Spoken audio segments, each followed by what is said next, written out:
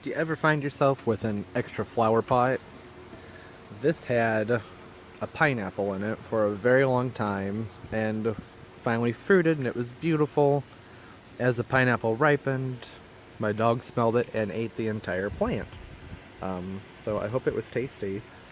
So now I have this extra pot, and fall is approaching. We have about 5 or 6 days left of summer, and I figured maybe let's go through and pick some succulents out of the garden and use leftover plants and try and make this look a little bit better. So I went through my garden, my other succulent planters, and I pulled up divisions of things that I thought would look nice mixed in here, as well as some other kind of misfits that just didn't really make it into any of my other plantings. This is going to end up indoors during the winter because this Mexican pottery can't handle freezing temperatures. So I have to make sure what I put in here isn't too toxic, but is also spiky and scary enough to keep my cats away. So, okay, to start, I have a nice sandy blend of dirt here that I'm going to be planting everything in. Is that visible? Not really. Take my word for it. It's going to drain really well. I'm going to start working from the back to the front with taller plants, and then get the smaller ones in the front and try and mix up the colors and, you know, get some color going in there. I mean, contrast.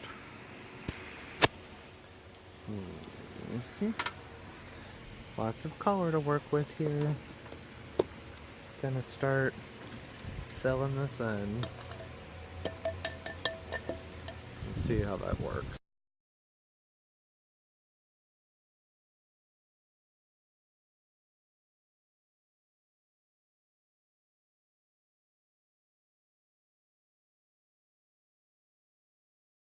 So, I think that came out just fine.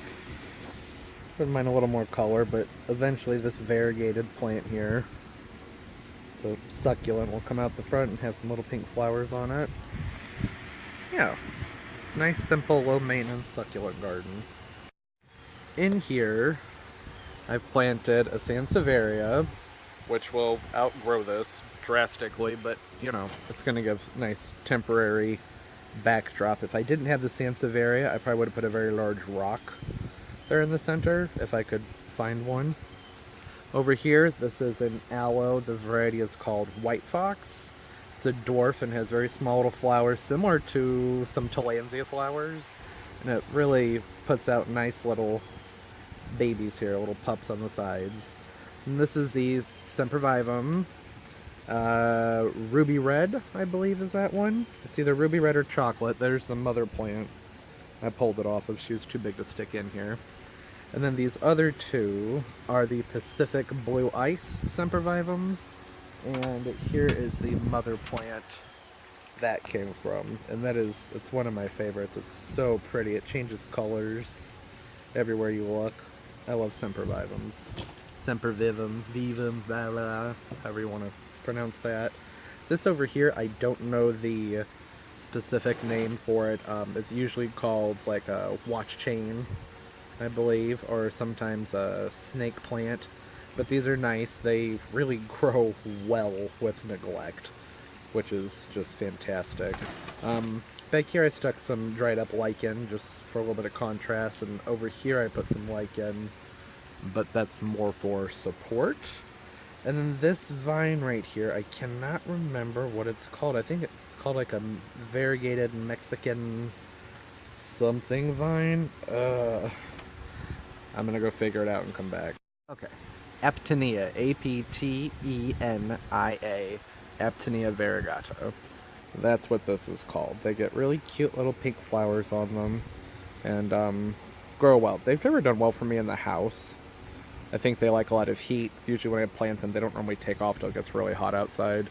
But that's fine, because I don't know the toxicity of this, and with my cats and everything, I'd probably end up cutting it out anyway before taking it inside or into the greenhouse. We'll see. So, anyways, I hope maybe there's something useful in there to someone. And if not, maybe it was just fun to watch. I don't know. But have a blessed gardening day.